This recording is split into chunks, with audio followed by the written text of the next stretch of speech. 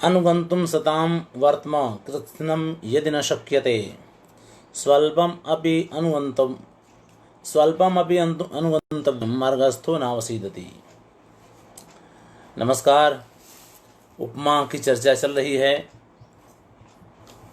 कल उपमा के थोड़े भेदों में हम गए थे, जिसमें पूर्णोपमा और लुप्तोपमा इसकी चर्चा हो रही थी। ठीक है। अब पूर्णोपमा के 6 भेद हमने कल देख लिए। नहीं, 6 भेद तो चर्चा किए, तो अभी उदाहरण देखना बाकी है। ठीक है।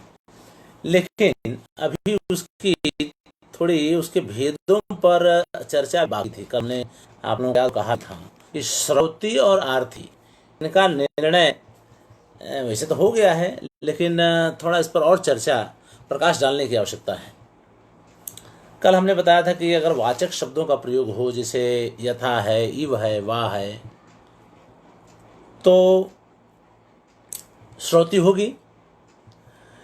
इसकी खासियत ये होती, विशेषता ये होती है इसकी कि इन शब्दों का प्रयोग करने पर जो उपमान होता है वह प्रथमा विभक्ति में ही होता है, जैसे उपमेय होता है। क्योंकि उपमेय तो कथ्य विषय होने के कारण साधारणतः प्रथमांत होता है, और इव आदि अव्ययों का प्रयोग किया जाता है जो वाचक शब्द हैं, और इनके साथ जो उपमान शब्द होता है वह भी प्रथमांत ही होता है, उपमेय की तरह। हमें कोई जरूरी नहीं है, लेकिन जैसा प्रयोग हो, पर उपमेय के ही विभक्ति और वचन के अनुसार उपमान होता है ज़्यादातर, इतना तो कहेंगे। और इव आदि शब्दों का प्रयोग होगा। श्रौती इसलिए कहा जाता है उसको कि इव की इतनी शक्ति होती है, इव शब्द की इतनी महिमा होती है कि सुनने मात्र से ही जो प्रथमांत उपमान है उसमें षष्ठ्यंत अर्थ हो जाता है।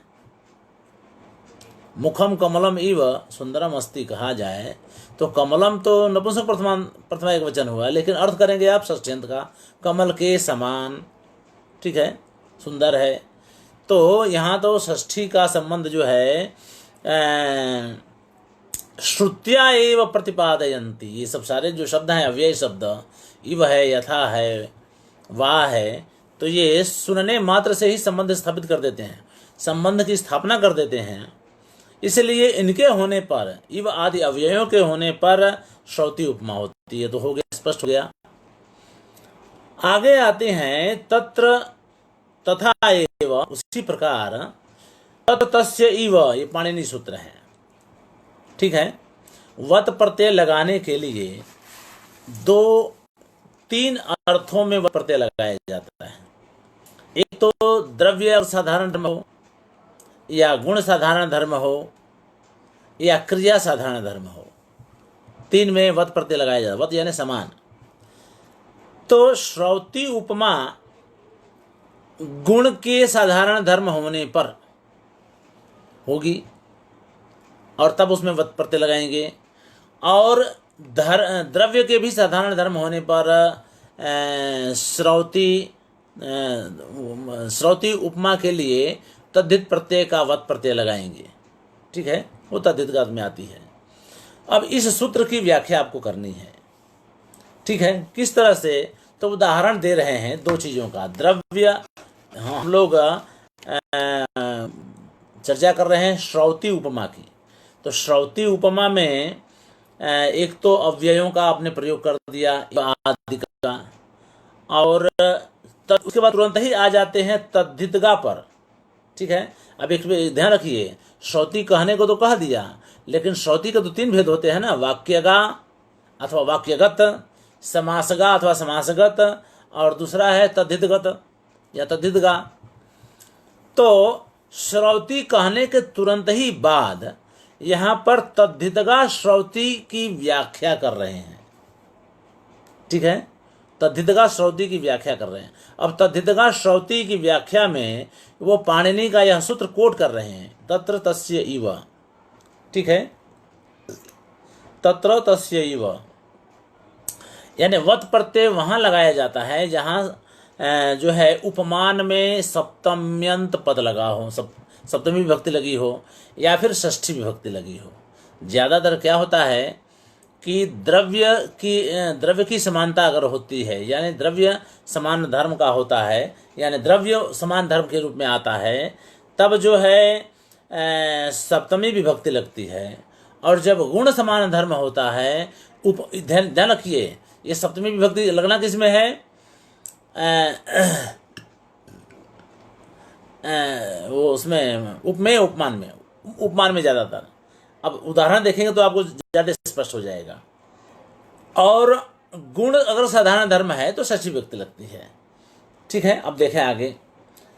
तो कह रहे हैं कि मथुरावत पाटलिपुत्रे प्राकारः, ये द्रव्य हुआ, प्राकार यानी महल, यानी पाटलिपुत्र में मथुरा के समान प्राकार हैं। प्राकार यानी महल है।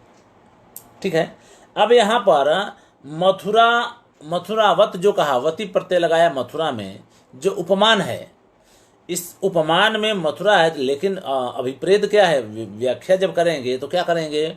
मथुरायाम प्राकारः इव पाटलिपुत्रे प्राकारः अस्ति, यानी जिस प्रकार मथुरा में महल हैं उसी प्रकार पाटलिपुत्र में भी महल हैं। यानी अब इसको कल हमने बताया था कि शॉर्ट करेंगे तो मथुरायाम प्राकारः के स्थान पर मथुरायाम प्राकारः इव, इन 3 शब्दों के स्थान पर आपने मथुरावत कर दिया, यानी 3 के शब्दों के स्थान पर आपने वत प्रत्यय लगा करके वो तद्धित बना दिया और 3 के स्थान पर एक शब्द हो गया। और पाटलिपुत्र का तो कहीं था, ठीक है, पाटलिपुत्र अब देखिए मथुरायाम उपमेय उपमान में लगा और पाटलिपुत्र भी उपमेय में भी, दोनों में सप्तमी विभक्ति लगी। तत्र का ये मतलब है, तत्र का मतलब सप्तम्यंत और तस्य का मतलब षष्ठ्यंत। अब देखिए षष्ठ्यंत का भी उदाहरण देख लीजिए। तो कह रहे हैं कि मथुरावत पाटलिपुत्र से विस्तार गुण है, यानी मथुरा के विस्तार के समान ही पाटलिपुत्र का भी विस्तार है, विस्तार यानी क्षेत्रफल। तो मथुरायाः विस्तारः इव पाटलिपुत्रस्य विस्तारः अस्ति। ठीक है, ये कहेंगे।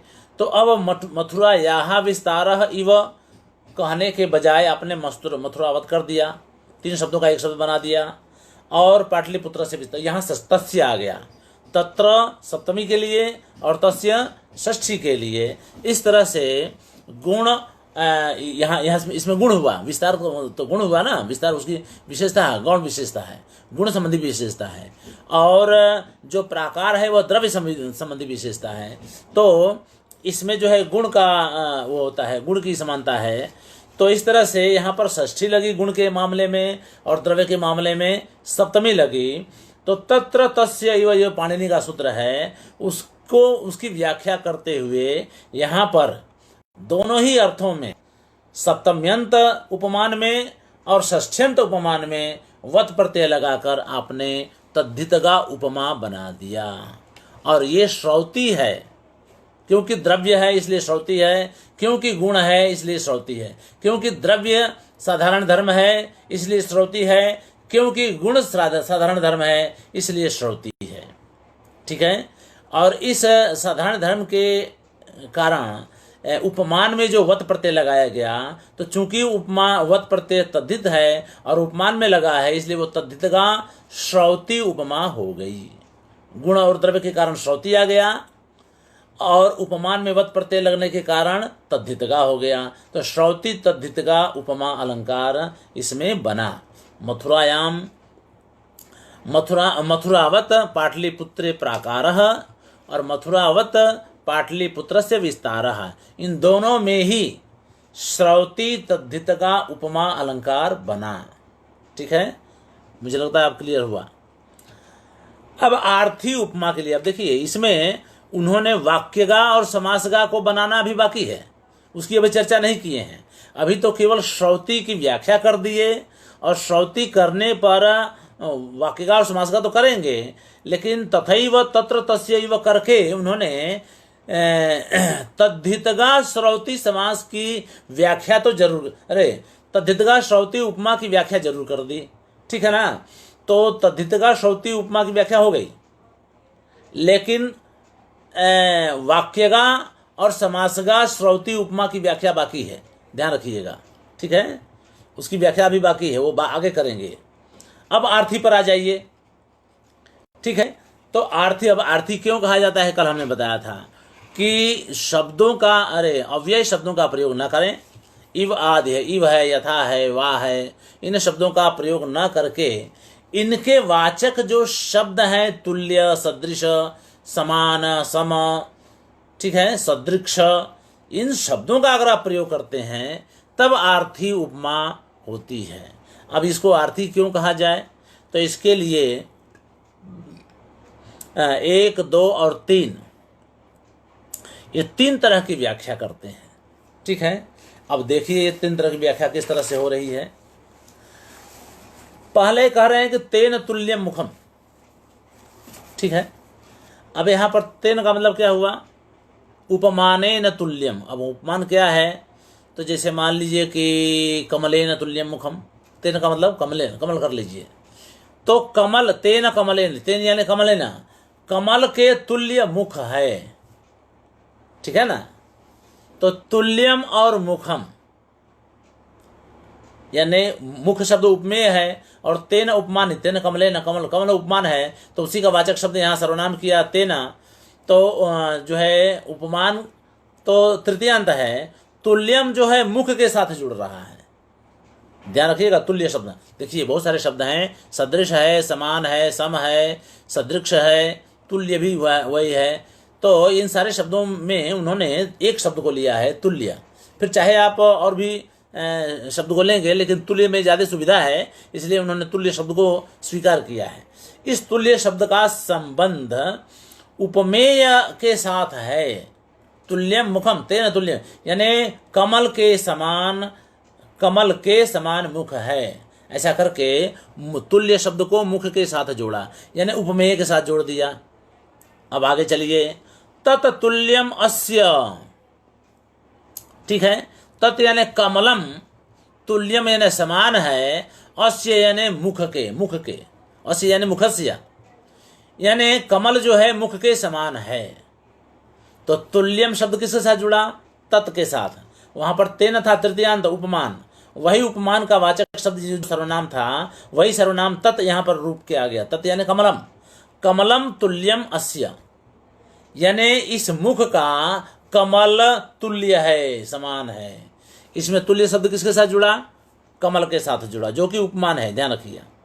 तो पहले में उपमेय के साथ तुल्य शब्द जुड़ा, तत् तुल्यम अस्य में तुल्य शब्द उपमान के साथ जुड़ा, यानी मुख के समान तुल्य है, ठीक है। सॉरी, मुख के तुल्य कमल है, ये कहेंगे, क्षमा करेंगे। मुख के तुल्य, मुख के यानी षष्ठ्यंत हो गया तस्य, अस्य, अस्य यानी मुखस्य। तो कह रहे हैं कि यह अस्य यानी इसके, इस मुख के तुल्य तत् है, तत् यानी कमल है। तो तुल्य शब्द जो है कमल के साथ जुड़ा, जो कि उपमान है, यानी तुल्य शब्द इस वाक्य में उपमान के साथ जुड़ रहा है। क्लियर। तो तेन तुल्यम मुखम में तुल्य शब्द उपमेय के साथ जुड़ा, तत्तुल्यम अस्य में तुल्य शब्द उपमान के साथ जुड़ा। और आगे इदम च तच्च तुल्यम, यह यानी कमल और तत् यानी वह यानी मुख, सॉरी यह यानी यह मुख और तत् यानी वह कमल, तुल्य हैं, समान है, यानी मुख और कमल समान है, ठीक है। अब देखिए इसमें क्या हुआ, तुल्य शब्द इदम के साथ भी जुड़ रहा है और तत् के साथ भी जुड़ रहा है, यानी उपमेय और उपमान दोनों के साथ जुड़ रहा है, क्योंकि दोनों प्रथमांत हैं, तुल्य भी प्रथमांत है। आप देखिए आप निर्णय कैसे करेंगे कि कौन किसके साथ जुड़ रहा है। तो देखिए तेन तुल्यम मुखम में तुल्यम शब्द मुखम नपुंसक प्रथमा एक वचन है, तो तुल्यम भी मुखम प्रथमा एक वचन है, ठीक है। इसीलिए जुड़ रहा है, जुड़ाव इस तरह से आप निश्चित करेंगे, ठीक है। और तत्तुल्यम अस्य, इसमें क्या हुआ कि अस्य यानी मुखस्य, यानी मुख के, तो मुख में क्या हो गया, षष्ठी विभक्ति हो गई। और तुल्यम शब्द प्रथमांत है और तत् भी नपुंसक प्रथमांत है। तो उपमान जो है प्रथमा एक वचन में है नपुंसक में, और तुल्य शब्द भी नपुंसक प्रथमा एक वचन में है, इसलिए ये कहा जाएगा कि वह तुल्य शब्द है उपमान के साथ जुड़ रहा है। ठीक है, इदम तत् तुल्यम में क्या हुआ कि इदम भी नपुंसक प्रथमा एक वचन है, और तत् भी नपुंसक प्रथमा एक वचन है, और तुल्य भी नपुंसक प्रथमा एक वचन है। इसीलिए ये कहा जाएगा कि इदम जो कि उपमेय है, तुल्यम शब्द इस इदम के साथ भी जुड़ रहा है, और तुल्यम शब्द तत् के साथ जो कि उपमान है उसके साथ भी जुड़ रहा है। ठीक है, तो उभयत्र दोनों के साथ जुड़ गया। तो अब इसमें क्या हुआ कि इन तुल्य आदि शब्दानाम, ये जो तुल्य आदि शब्द हैं, इन शब्दों की विश्रांति इस प्रकार होती है। अब इस प्रकार होती है का मतलब हुआ कि तुल्य आदि शब्द कभी उपमेय के साथ विश्रांत होगा यानी जुड़ेगा, पर्यवसान होगा उसका, यानी कभी वह उपमान के साथ उसकी विश्रांति होगी यानी पर्यवसान होगा यानी जुड़ेगा, और कभी दोनों के साथ जुड़ेगा, इदम च तच्च तुल्यम। अब ऐसी स्थिति में जब आप पढ़ेंगे किसी काव्य को या किसी वाक्य को या उसको प्रयोग को, तो आपको विचार करना पड़ेगा कि तीनों में तुल्य शब्द, एक तो तुल्य शब्द आप जैसे पकड़ेंगे, तुल्य जैसे शब्दों को पकड़ना पड़ेगा, फिर उपमान को पहचानेंगे, फिर उपमेय को पहचानेंगे, और ये तय करेंगे कि यह तुल्य शब्द या तुल्य जैसे शब्द दूसरे हैं वो जुड़ किसके साथ रहे हैं। ठीक है, तो ये निश्चित करने के बाद दोनों की समानता का ज्ञान होता है। तुल्यता प्रतीति का मतलब होता है कि दोनों की समानता की प्रतीति होती है विचार करने के बाद। ठीक है, तो अब फिर क्या हो गया, तो उसमें साधर्म्यस्य अर्थत्वात्, साधर्म्य की यहाँ अर्थता है, अर्थत्व है, क्योंकि साधर्म्य शब्द जो है वहाँ अर्थ परक है, इसलिए तुल्यादि शब्दोपादाने, तुल्य आदि शब्दों का उपादान करने पर, उनका ग्रहण करने पर यानी उनका प्रयोग करने पर आर्थी उपमा बनती है। ठीक है ना, जहाँ पर विचार कर रहे हैं तब जाकर निश्चित हो रहा है, उसी को अर्थ कहेंगे, ध्यान रखिएगा। साधर्म्यस्य अर्थत्वात्, जो साधर्म्य का अर्थत्व वाला, अर्थ वाला होने के कारण वह तुल्य आदि शब्दों का प्रयोग करने पर आर्थी उपमा बनती है। तो यहाँ उधर श्रौती उपमा की व्याख्या कर दी और यहाँ पर आर्थी उपमा की व्याख्या कर दी। ठीक है, फिर से अब क्या करेंगे, आर्थी उपमा में तद्धित का क्या है, किस रूप में आती है, तो वही कह रहे हैं कि तद्वत, उसी प्रकार, वहाँ कहा तथैव, यहाँ पर कहा तद्वत, उसी प्रकार, तेन तुल्यम क्रिया चेदवति इत्यनेन विहितस्य वतेः स्थितौ। ठीक है, यानी तद्धितगा आर्थी उपमा के लिए, आर्थी तद्धितगा उपमा के लिए फिर से तेन तुल्यम क्रिया चेदवति, वत प्रत्यय जो लगाने का व्याकरण का नियम, पाणिनि का सूत्र यहाँ कर रहे हैं, तेन तुल्यम क्रिया चेदवति। ठीक है, अगर क्रिया तुल्य है या क्रिया साधारण धर्म के रूप में प्रयुक्त होती है तो उपमान में आप जो है वत प्रत्यय लगाएं, और जब वत प्रत्यय लगाएंगे तो विग्रह कैसे करेंगे, तेना तुल्यम, यानी इयम बाला, बाला गजवत नहीं, करेणु कही हस्तिनी के लिए, बाला करेणुवत चलती, एक वाक्य लेते हैं।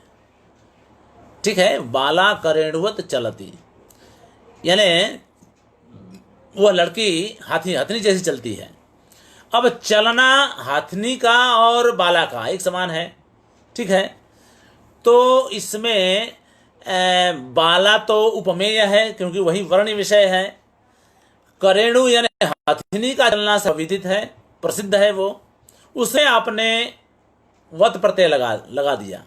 ठीक है, जब इसकी व्याख्या आप करेंगे तो करेणु का तृतीय एक वचन का रूप बनाएगा, तेन आया ना तो तृतीय है, यानी करेणवा,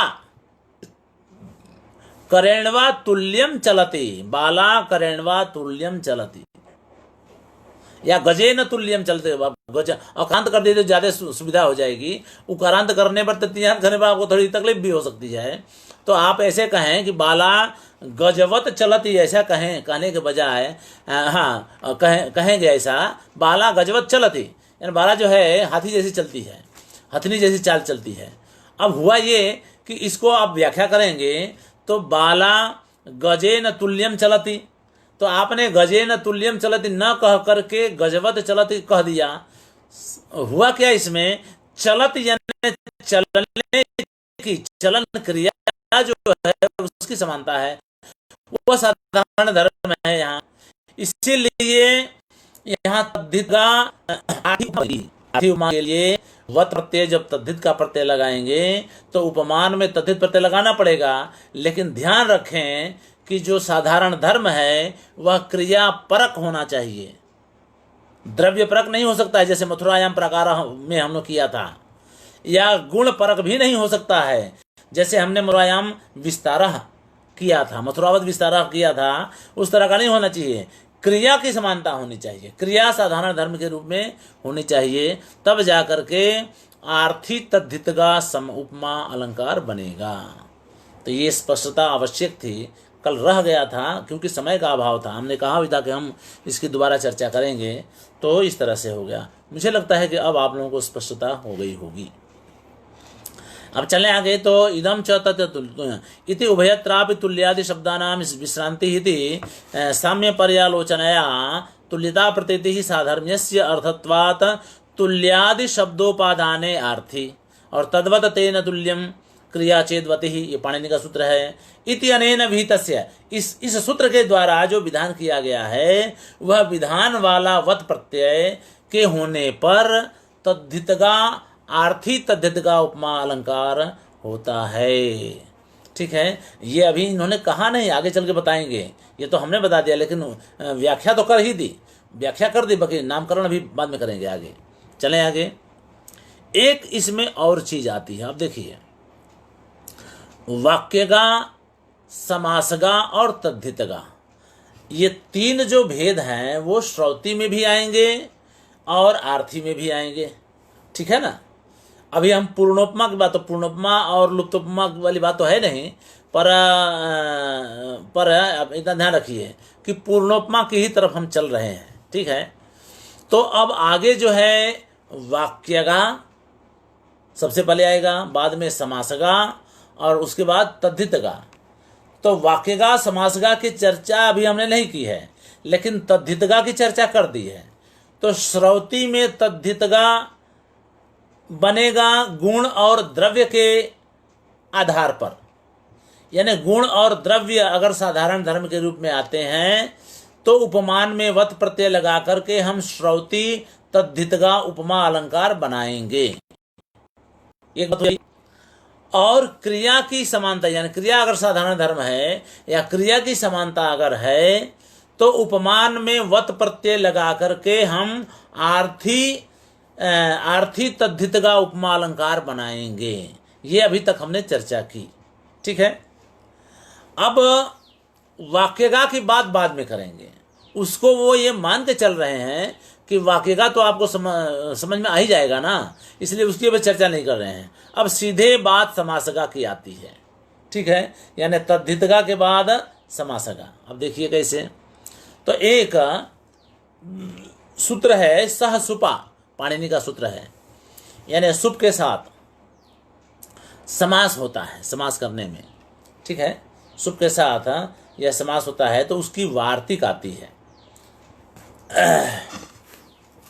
मैं आपको बता दूं,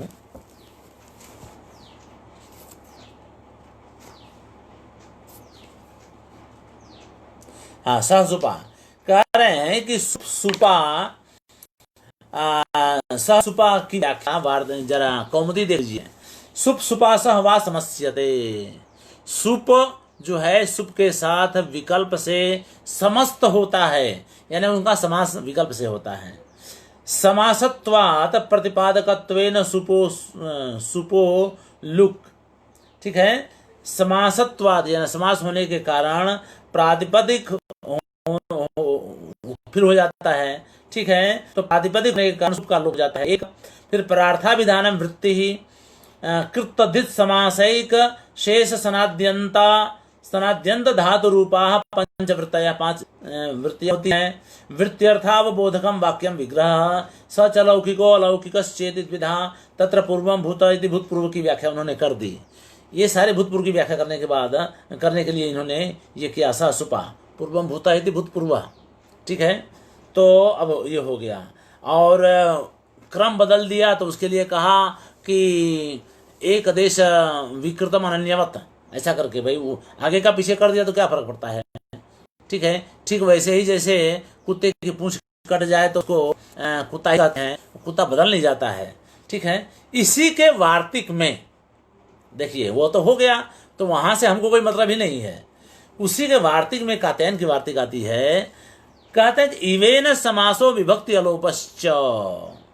इव एक ऐसा अव्यय है जो सुप के साथ समास में आता है, जिसको हम नित्य समास कहते हैं, ठीक है, सुप के साथ। अब वह नित्य समास किसके साथ? तो उपमान के साथ। उपमान तो अलंकारिक भाषा हुई। यहाँ पर शब्द जो है कह रहे हैं कि इव शब्द के साथ समास होता है और विभक्ति का लोप भी नहीं होता है। अलोप, विभक्ति अलोप। जैसे मुखम कमलम इव सुंदरम अस्ति, तो कमलम और इव इन दोनों का नित्य समास है, पहले ही हमने बताया था। तो वही बात यहाँ पर इवेन समासो विभक्ति अलोपश्च। तो आप जो है कमलम इव जो दो शब्द हैं ये दोनों समस्त हैं, ध्यान रखिएगा। एक तो ये और समस्त तो कर दिया, लेकिन आपने कमलम में जो अम प्रत्यय लगाया है, सु का जो अम है म है, वह म जो है लुप्त नहीं हुआ। विभक्ति अलोपश्च यानी विभक्ति का लोप भी नहीं हुआ और इव के साथ उसका समास हुआ, जिसको हम आज की भाषा में नित्य समास कहते हैं।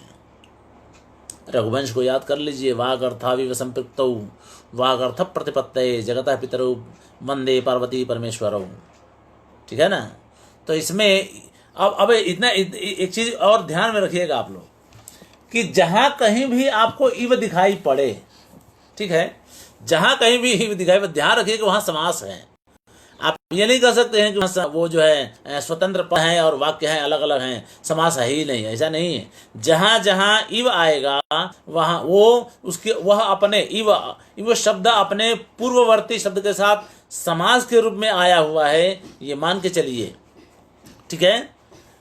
तो वही कह रहे हैं कि इवेन नित्य समास विभक्ति अलोपश्च, इव के साथ नित्य समास होता है। विभक्ति का लोप नहीं किया तो पढ़ने वालों को या विद्यार्थियों को यह पता ही नहीं चलता है कि वहां समास है कि स्वतंत्र पद हैं, दोनों अलग अलग हैं, और समस्त हैं कि समस्त हैं, यानी समास है या असमास है, यही पता नहीं चलता है, ठीक है। लेकिन अब से आप जान लीजिए कि वहां पर समास है, इव के साथ समास होता ही है।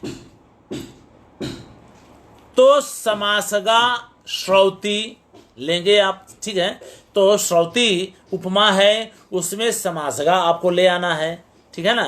तो समासगा जब ले आएंगे तो श्रौति का मतलब क्या हुआ कि आपको इव यथा वा इन अव्यय शब्दों का प्रयोग करना है, प्लस समास करना है। तो जब समास करेंगे तो वार्तिककार ने व्यवस्था बना दी कि भाई इव को ले आओ दूसरे किसी अव्यय के लिए, यथा के लिए नहीं, वा के लिए नहीं, केवल इव के लिए उन्होंने व्यवस्था ये बनाई कि जो इव अव्यय शब्द है जब आप उपमान के साथ रखेंगे तो उसको वहां पर नित्य समास कीजिए, यानी वह समासगा हो जाती है। उपमा तो होगी, इव शब्द आया यानी अव्यय शब्द का प्रयोग कर दिया तो श्रौति भी हो गई, लेकिन इव शब्द की वजह से वह अपने पूर्ववर्ती उपमान के साथ समास के रूप में आया हुआ है, यानी उन दोनों में समास हुआ है। आप ये मत समझिए कि दोनों निरपेक्ष भाव से एक साथ जुड़े हुए हैं। इसका ये भी एक मतलब है कि दोनों का प्रयोग एक साथ ही होगा, यानी पहले उपमान आएगा बाद में इव आएगा। इन दोनों के स्थान को आप बदल नहीं सकते हैं, ठीक है। जैसे अन्य शब्दों कल बताया था ना कि रामः वनम गच्छति, तो वनम रामः गच्छति ऐसा उल्टा दीजिए तो वहां तो चल जाता है, लेकिन इव के साथ आप ऐसा नहीं कर सकते हैं। इव को आपको अपने यत्पराहा कहा था ना, यत्पराहा यानी ये इव आदि जिसके पर में आते हैं, ठीक है, जिनके बाद आते हैं, उन शब्दों के साथ उनका जो है समास होता है। इव जिसके बाद आएगा वह उन दोनों का परस्पर समास होता है, यानी उनके स्थान को आप नहीं बदल सकते हैं।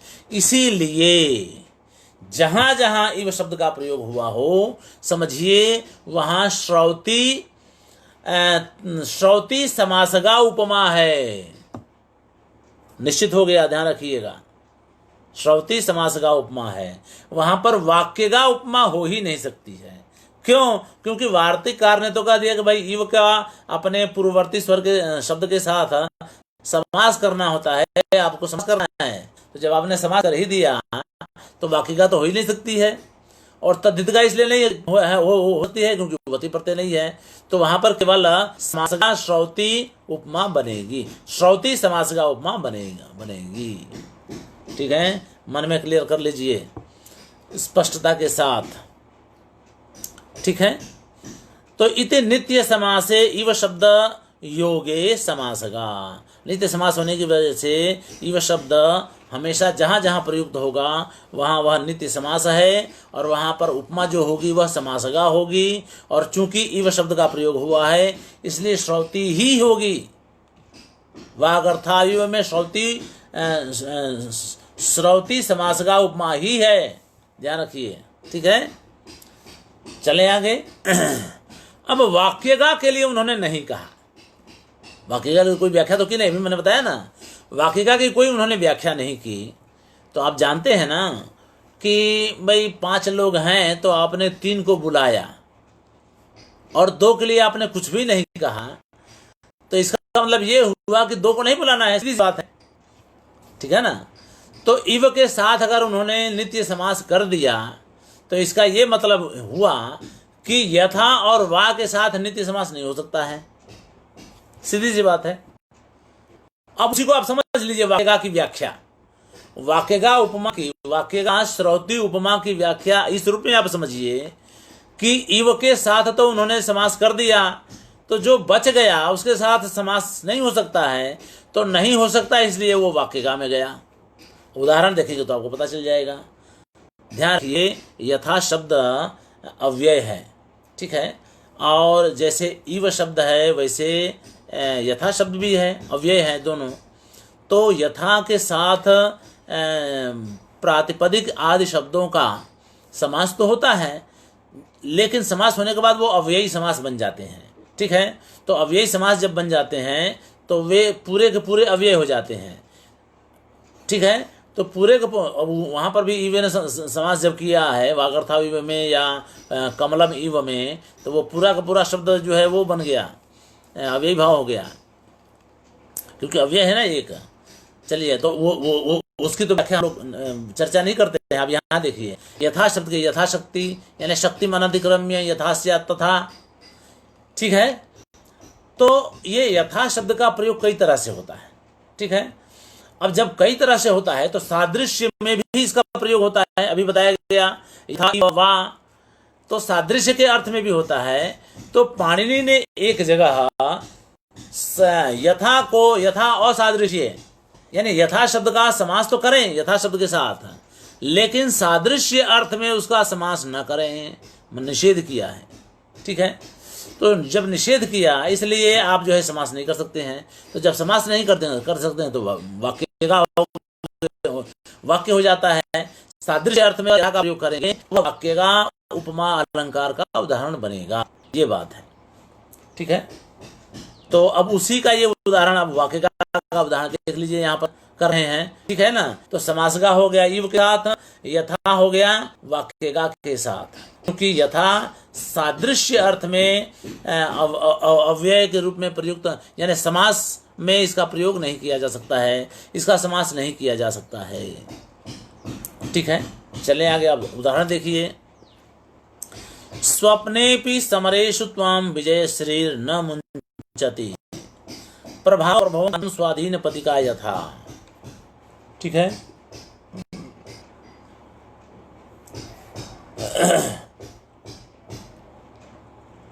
हाँ देखिए, कहा है ना अव्यय विभक्ति,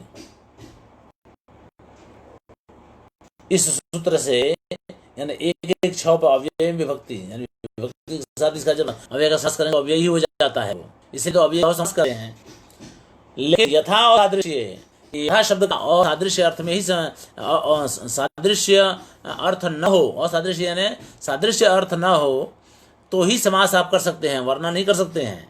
ठीक है, वही कहा 2-1-7 वाले सूत्र में यथा असादृश्य, स्पष्टता कर लीजिएगा मन में। अब उसी देख लीजिए, सपने में भी समरेशु युद्धों में त्वाम यानी तुमको, आपको, विजय श्री ही विजय लक्ष्मी न मुंचती छोड़ती नहीं है। प्रभाव त्वाम यानी त्वाम आप कहे हैं तो आप कांत हैं। प्रभाव प्रभम यानी प्रभाव को उत्पन्न करने वाले, प्रभाव के हेतु आपको कांत रूप में, कांतम प्रभाव प्रभम कांत अधीन बताया। तो अब देखिए दूसरे प्रभाव से के हेतु रूप जो कांत हैं, पति हैं, उस पति को जिस प्रकार यथा यानी जिस प्रकार स्वाधीन पति का नहीं छोड़ती है, उसी प्रकार। ठीक है, यथा स्वाधीन पति का प्रभाव प्रभवम कांतम न मुंचति तथैव विजय श्री त्वाम स्वप्ने भी समरेशु न मुंचति, सपने में भी आपको युद्ध भूमि में वो छोड़ते नहीं है। और विजय श्री यानी आपकी जीत होती है, आप जीते ही जाते हैं, ये है।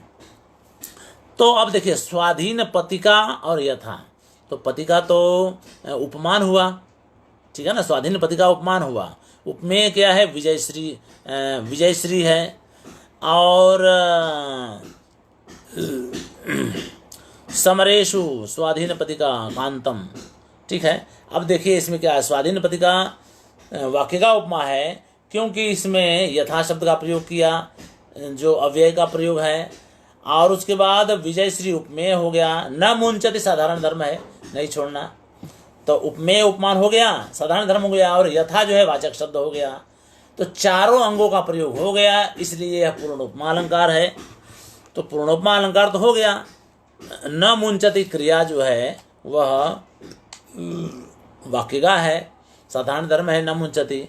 तो इस प्रकार से यहाँ पर जो है पूर्णोपमा, आप जानते हैं ना वाक्यगा में ज़्यादातर क्रिया की ही समानता होती है।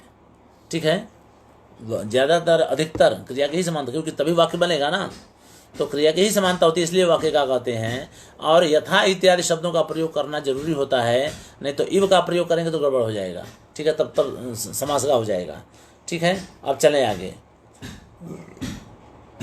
प्रभाव प्रभाव, हाँ, प्रभाव से को जन्म देने वाले, प्रभाव से के हेतु रूप जो कांत हैं, उनको जिस प्रकार स्वाधीन पति का नहीं छोड़ती है, उसी तरह से आपको भी युद्ध भूमि में विजय श्री नहीं छोड़ती है। तो प्रभाव प्रभव में श्लेष है, स्वाधीन पति का अपने कांत को इसलिए नहीं छोड़ती है क्योंकि उसके वो प्रभाव के वो हेतु हैं, और आपको भी विजय श्री नहीं छोड़ती है क्योंकि आप इतने बलशाली हैं, आप प्रभावशाली हैं, बलशाली हैं। ठीक है, आपके पास बल है, इसलिए। तो ये हो गया। अब चलें आगे। तो ये तो है वाक्यगा श्रौती। ठीक है, अब वाक्यगा आर्थी लीजिए। ठीक है ना, वाक्यगा आर्थी। अच्छा, ये क्रम इस तरह से चलेगा, वाक्यगा श्रौती, फिर वाक्यगा आर्थी, श्रौती आर्थी और श्रौती आर्थी बदलता रहेगा। तो अब जो है आर्थी देख लीजिए, वाक्यगा आर्थी का उदाहरण देखना है आपको। देखिए, चकित हरिण लोल लोचनायाः क्रुधि तरुणारुण तारहार कांति सरसिजमिदम् आननं च तस्याः समम् इति चेतसि सम्मदं विधत्ते।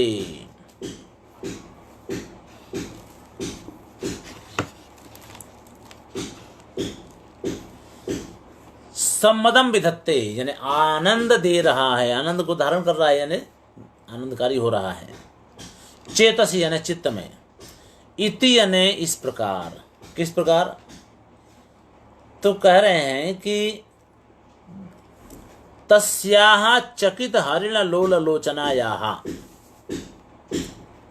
उस, तस्याः यानी उस, आश्चर्यचकित, चकित यानी आश्चर्यचकित हिरण मृग के चंचल आंखों जैसी, आंखों वाली उसके क्रोधी यानी क्रोध के समय, क्रोधी यानी क्रोध के समय, तरुण अरुण यानी प्रातःकालीन, अरुण यानी आप जानते हैं ना लालिमा जो होती है आकाश में, तो प्रातःकालीन लालिमा जैसे, तार यानी अत्यंत, हरि यानी मनोहर, कांति वाली, ठीक है, कांति वाले, कांति वाला। फिर सरसिजम इदम आननम, सरसिजम यानी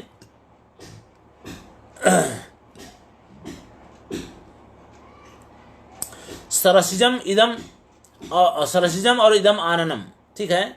तो सरसिजम यानी कमल और इदम यानी मुख, यानी उस नायिका जो कि चंचल हिरण जैसी नहीं, चकित हिरण जैसी चंचल आंखों वाली उस नायिका का इदम आननम, यह मुख और सरसिजम और कमल दोनों समम, समान है, ठीक है, ध्यान रखिए, समम शब्द का प्रयोग किया है, दोनों जो है समान है।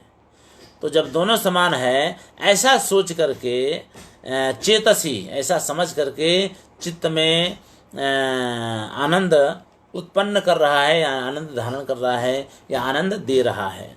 अब समझिए, चकित हरिणी के समान चंचल नेत्र वाली उस नायिका का क्रोध में प्रातःकालीन अरुण जो सूर्य का सारथी है, उस अरुण के समान अत्यंत कांति वाले मुख, कांति वाला मुख, और इदम को सरसिजम के साथ जोड़िए, इदम सरसिजम, और यह जो कमल है वह दोनों समम है, यानी एक समान है, ऐसा इस प्रकार से वह आनंद को धारण कर रहा है, आनंद को दे रहे हैं, ठीक है। इसलिए ये क्रोध से आरक्त नायिका का मुख जो है, जिस प्रकार से कमल आनंदित कर रहा है, उसी तरह से नायिका का मुख भी हमें आनंदित कर रहा है। तो इति चेतसी सम्मदम विधत्ते, चित्त में सम्मद यानी आराम दे रहा है, आनंद दे रहा है। अब इसमें समम शब्द का प्रयोग कर दिया आपने, देखिए, तो सरसिजम और आननम नपुंसक प्रथमा एक वचन है, और समम भी नपुंसक प्रथमा एक वचन है। तो सम का प्रयोग कर दिया, तो इसलिए वह आर्थी तो हो गया, ठीक है, लेकिन आर्थी तो हो गया,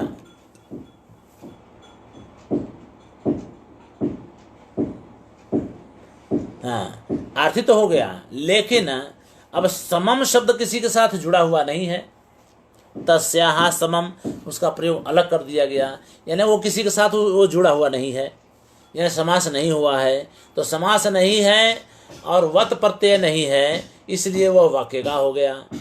वही कह रहे हैं कि यह वाक्यगा आर्थी उपमा का उदाहरण है,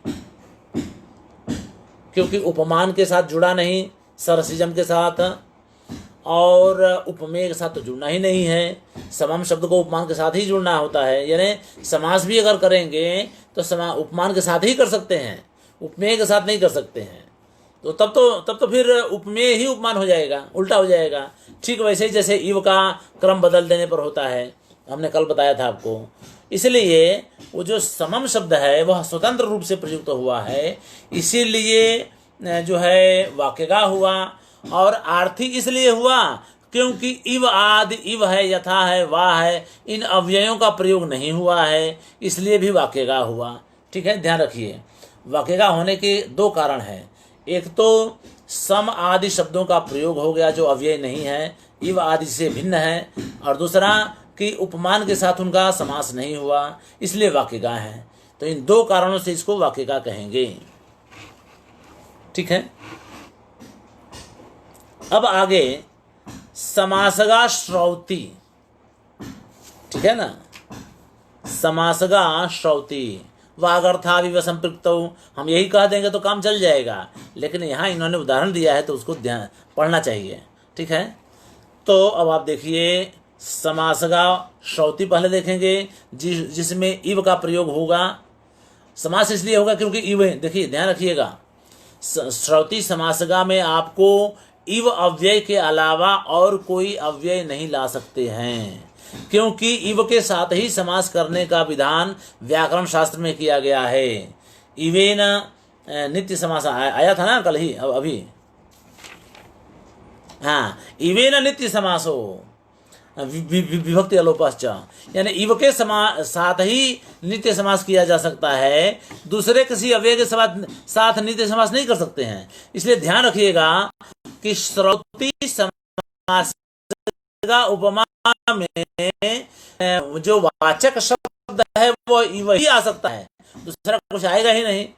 ठीक है, तो अब उसका उदाहरण देख लीजिए यहाँ पर, अत्यायतैः नियमकारिभिः उद्धानां दिव्यैः प्राभिः अनपायमयैः उपायैः शौरिभुजैः इव चतुर्भिः अधः सदा युर्लक्ष्मी विलास भुवनं बभार।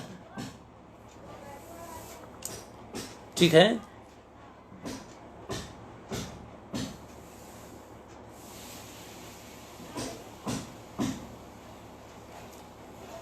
अधः भुवनम बभार, इस भुवन को, इस लोक को धारण किया। ठीक है, इस लोक को धारण किया किसने, तो कह रहे हैं कि यो है ना, यो यानी जिस। अब यह जो है, जिस जो है राजा का वाचक है, किसी राजा की स्तुति के लिए किया गया है, लेकिन वह श्री कृष्ण का वाचक भी श्लेष में आएगा, तो श्री कृष्ण जो है उपमान हो जाएंगे और राजा जो है उपमेय हो जाएगा। ठीक है, और शौरी भुजई इव, आप देख लीजिए शौरी, आप जानते हैं ना, जो शूर है, शूर नाम का गोत्र था, तो इसीलिए शौरी पुत्र कहा जाता है कृष्ण को। तो शौरी पुत्र हैं तो इसलिए शौरी जो है कृष्ण का वाचक होता है। तो शौरी भुजई ही, अब जो कृष्ण के जो भुजाएं हैं, ठीक है, तो कृष्ण की भुजाएं, तो कृष्ण को विष्णु का आप जानते हैं ना कि उसमें पूर्ववर्ती और परवर्ती बात नहीं देखी जाती है। काव्य में कृष्ण जो है विष्णु का वाचक हो सकता है। ठीक है, रघुवंश में भी ऐसा हुआ है ना, हाँ, रघुवंश में भी ऐसा हुआ, प्रयोग किया है। तो उसमें बहुत सारी घटनाओं का पूर्वा परत्व जो है बिगड़ गया है। आपको लगेगा कि ये तो पहले, भाई मान लीजिए पहले विष्णु आते हैं, बाद में कृष्ण आते हैं, अब आपने कृष्ण को ही विष्णु का वाचक बना लिया हो, तो ऐसा नहीं होता है, वो तो सब एकार्थक हो जाते हैं फिर आगे चल के। तो जब शौरी भुजई ही कहा जाए तो आप समझिए कि विष्णु के 4 भुजाओं के समान, इव है ना, 4 भुजाओं के समान, चतुर्भी भुजई ही। अब जब कृष्ण है तो कृष्ण के 4 भुजाएं तो थी नहीं, सीधी सी बात है ना। वो जब जन्मे थे तो कृष्ण के रूप में जब तक वो रहे, जन्म से लेकर के अपने मृत्यु तक, तब तक कभी वो 4 भुजाओं वाले नहीं, सिवाय के दुर्योधन जैसे को जब उन्होंने अपना वो दिखाया, विशाल रूप दिखाया, तो उसमें वो चतुर्भुजधारी थे, तब तो ठीक था। लेकिन जो है वो तो वह ऐसा नहीं है, शौर्य पुत्र के रूप में चतुर्भुज उनको नहीं कह सकते हैं, लेकिन कह सकते हैं क्योंकि वो सब पर्यायवाची शब्द हो जाते हैं। ठीक है, तो शौर्य भुजई चतुर्भी शौर्य भुजई, कृष्ण के 4 भुजाओं के समान। ठीक है, जो राजा, अब ये राजा का वाचक है, तो राजा के 4 भुजाएं तो हैं नहीं, तो 4 उपाय हैं, उपाय ही आ गया ना, चतुर्भी शौर्य भुजई इव उपाय ही, यानी कृष्ण के 4 भुजाओं जैसे 4 उपायों के द्वारा। ठीक है, अब 4 भुजाओं के द्वारा जिस राजा ने सदा यानी हमेशा, अधः यानी इस, भुवनम यानी भुवन को, बभार, ध्यान रखिए अधः शब्द जो है नपुंसक लिंग का द्वितीय एक वचन का रूप है। ठीक है, इसलिए अधः शब्द का अधः, तो इस भुवन को उसने धारण किया।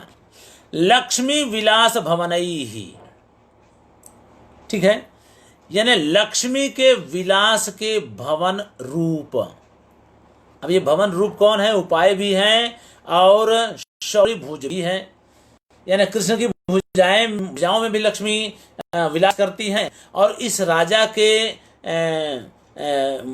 राजा के उपायों में भी, उपाय है ना, तो उपाय उपमेय है और शौरी भुज उपमान है। ठीक है, तो उनमें भी ये लक्ष्मी का विलास होता है। यानी वो उसके उपाय भी लक्ष्मी के विलास के लिए भवन है, और विष्णु की भुजाएं तो लक्ष्मी के विलास का भवन है ही, वो तो वहाँ रहती ही हैं, सब जानते हैं।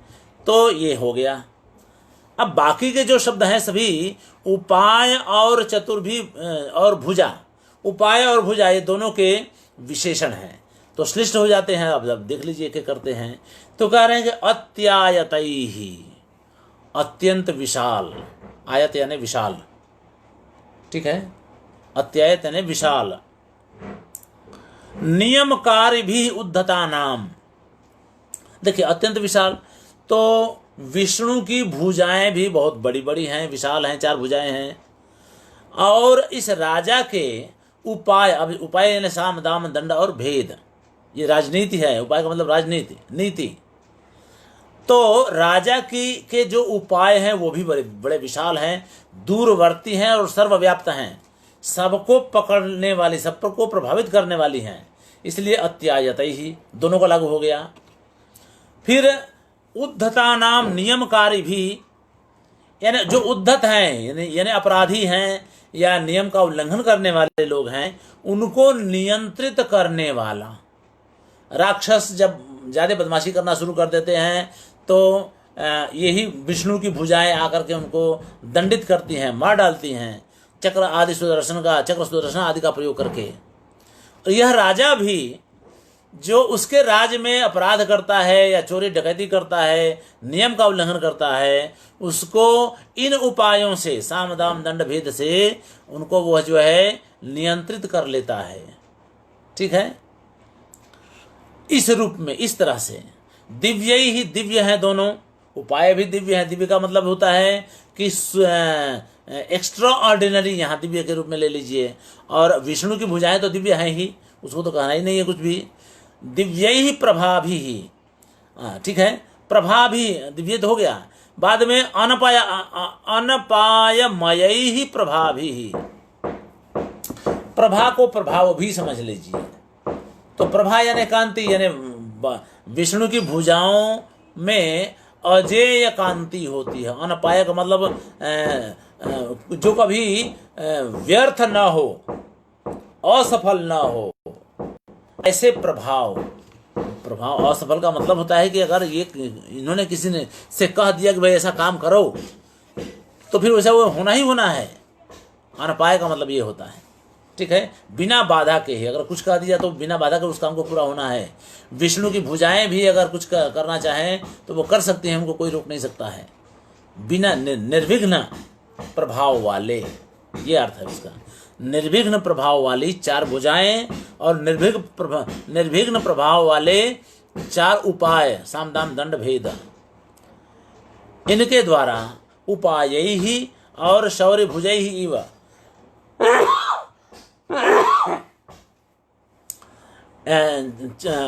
शौर्य की यानी विष्णु की 4 भुजाओं के समान उस राजा के 4 इन विशेषणों वाले 4 उपायों के द्वारा यह जो राजा हमेशा पृथ्वी को धारण किया, इस लोक को धारण किया, ठीक वैसे ही जैसे विष्णु ने इस लोक को धारण किया। ठीक है, तो इस तरह से ये बात हो गई। अब आप देखिए भुजै ही और इव आ गया, तो इवे न नीति समासः रट लीजिए, दिमाग में रख लीजिए। जहाँ जहाँ इव आया है वहाँ समासगा श्रौति उपमा होती है। ठीक है, समासगा श्रौति उपमा होती है, इस बात को ध्यान में रखिए हमेशा। ठीक है, तो अभी है समय, इसलिए अभी और आगे चलेंगे, आप लोग उताइए मत, हमको भी नहीं। बाद में अब समासगा श्रौति हो गई। अब अच्छा, ये सब पूर्णोपमा है। आप ध्यान, एक चीज़ और ध्यान रखिएगा, हम लोग पूर्णोपमा की चर्चा कर रहे हैं, तो इसमें अब आप देख लीजिए कि शौरी भुज उपमान है, इव वाचक शब्द है, उपाय उपमेय है। ठीक है, तो ये 3 हो गया। और भुवनम बभार वाचक शब्द हो गया। ठीक है, तो इस तरह से वाचक शब्द हो गया दोनों ने ही। तो यहाँ क्रिया जो है वाक्य का है, समास का है, आया है इसलिए। तो इस तरह से व्यवहार जो है साधारण धर्म है। ठीक है, साधारण धर्म है।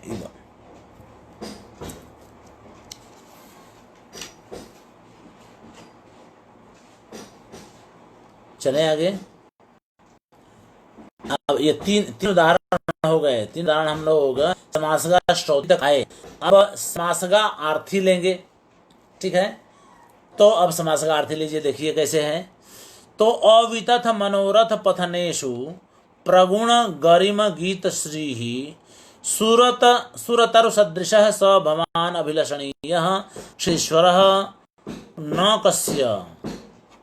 हे राजन, आप किसके लिए अभिलषणीय नहीं हैं? काकू, अर्थात सबके लिए अभिलषणीय हैं। काकू आक्षिप्त है। ठीक है, आप किसके लिए अभिलषणीय यानी इच्छा करने योग्य नहीं है, सबके लिए है। अब आप हैं कैसे? तो 2 विशेषण दिया है। प्रगुण गरिम गीत श्री ही आप, इस रूप में आप, और सुरतरु सदृश भवान आप। लेकिन ऊपर वाला देखिए, तो प्रगुण गरिमा गीत श्री यानी प्रगुण प्रकृष्ट गुणों के कारण जिसकी गरिमा प्रसिद्ध है, गाई जाती है, लोग कहते हैं, उसका उल्लेख करते हैं, उसका बखान करते हैं, ऐसी शोभा वाले आप किसके लिए इच्छनीय नहीं हैं? सबके लिए इच्छनीय हैं। और सुरतरु सदृश, और सुरतरु का मतलब कल्प वृक्ष के समान आप जो है, सदृश है ना, समान है। तो कल्प वृक्ष के समान आप किसके लिए अभिलषणीय नहीं है? यानी सभी लोग जैसे कल्प वृक्ष को चाहते हैं पाना, वैसे आपको पाना चाहते हैं। लेकिन प्रगुण गरिमा गिरश्री किसके लिए? तो कह रहे हैं कि अवितथ मनोरथ पथनेषु। वितथ का मतलब होता है व्यर्थ, और अवितथ यानी अव्यर्थ, यानी जो कभी व्यर्थ न जाता हो, ऐसे मनोरथ को, मनोरथ यानी मनोरथ के मार्ग के पथनेषु यानी विस्तार करने में, अव्यर्थ मार्गों का विस्तार करने में जिसके गुणों की प्रशंसा की गई है या जिसके गुण प्रसिद्ध हैं, सब लोगों को मालूम है, ऐसे और कल्प वृक्ष जैसे, ठीक है, कल्प वृक्ष जैसे आप किसके लिए अभिलषणीय नहीं है, किसके लिए इच्छनीय नहीं है, अर्थात सबके लिए हैं। हे क्षितेश्वर, हे राजन। अब आप देख लीजिए, सुरतरु सदृश का मतलब हुआ कि ये ऊपर वाला जो विशेषण है वो सुरतरु को भी लागू करता है, ठीक है ना। तो सुरतरु इसमें उपमान हो गया, ठीक है, और भवान जो है उपमेय हो गया, और सदृश वाचक शब्द हो गया जिसका सुरतरु के साथ समास हो गया, तो समासगा हो गया। और सदृश शब्द का प्रयोग है, यानी इव का प्रयोग नहीं है, यथा का प्रयोग नहीं है, इसलिए श्रौति न होकर के आर्थी हो गया, ठीक है। और समास सुरतरु सदृश है इसलिए समास हो गया, तो समासगा आर्थी हो गया, ठीक है।